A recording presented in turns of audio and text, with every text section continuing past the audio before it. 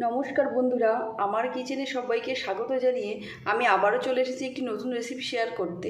আজকে আমি একটি পটল দিয়ে রেসিপি বানাবো। তার জন্য এখানে আমি পটলগুলোকে এইভাবে হালকা হালকা করে ছিলে আমি 2 মুখ এইভাবে 4 ফালি করে কেটে নিয়েছি। আর নিয়েছি টমেটো কুচি, এখানে আছে লঙ্কা কুচি। আমি পেঁয়াজটাকে একটা পেঁয়াজ এমনি একটু শিলে হালকা করে একটু পিষে নিয়েছি। এখানে আছে আদা রসুন বাটা, এখানে আছে কাজু বাদাম, পোস্ত, চালমগজ বাটা। এখন আমি পটলগুলোকে লবণ আর একটু হলুদ দিয়ে ভালো করে মাখিয়ে নেব। লবণ দিয়ে দিয়েছি, এবার দিয়ে দেবো একটু হলুদ। এটা ভালো করে এইভাবে মাখিয়ে নেব। নুন হলুদ দিয়ে ভালো করে পটলগুলোকে আমার মাখিয়ে নেওয়া হয়ে গেছে। এখন আমি এগুলোকে একটু ভালো করে ভেজে নেব। তেল আমার গরম হয়ে গেছে, এখন আমি পটলগুলোকে ভেজে নেব।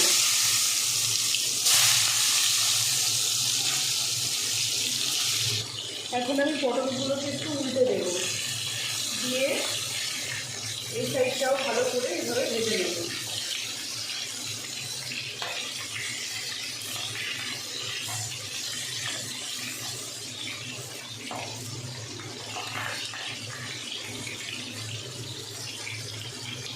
দেখুন পটলগুলো আমার ভালো করে 2 দিক ভেজে নেওয়া হয়ে গেছে। এখন আমি এগুলো নামিয়ে নেব।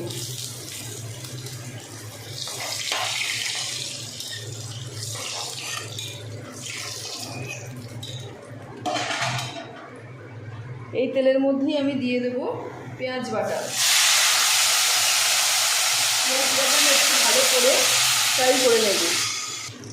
দেখুন পেঁয়াজটা আমার ভেজে নেওয়া হয়ে গেছে। এখন আমি এর মধ্যে দিয়ে দেবো আদা রসুন বাটা। আদা রসুন বাটাটা দিয়ে আমি ভালো করে একটু কষিয়ে নেব। আদা রসুন কষাতে কষাতে এখানে আমি দিয়ে দেবো টমেটো কুচি, আর দিয়ে দেবো কাঁচা লঙ্কা কুচি।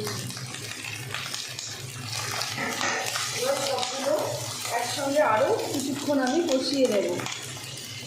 এই মশলার মধ্যে এখন আমি দেব লবণ, দিয়ে দেবো একটু হলুদ, আর দিয়ে দেবো একটু জিরের গুঁড়ো। এবার এগুলো একসঙ্গে আরও 2-3 মিনিট আমি একটু কষিয়ে দেবো ভালো করে। এই মশলার মধ্যে দিয়ে দেবো কাজু বাদাম, পোস্ত বাটা।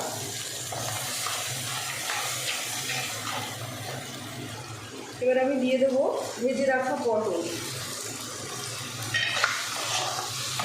এগুলো দিয়ে আমি এবার একটু দেবো স্বাদ মতো চিনি।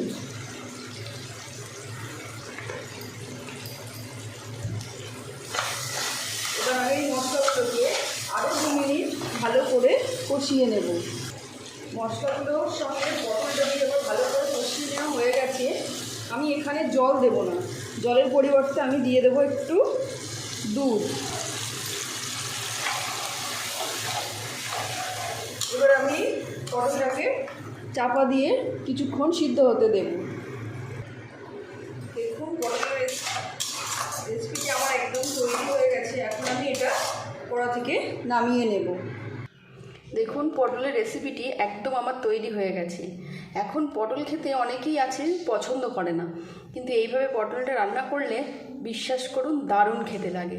যে খায় না সে খেতে এমনিই ভালোবাসবে। আমার এই চ্যানেলটি ছেড়ে যাবার আগে like, comment, share and subscribe করে পাশে থাকবার অনুরোধ রইল।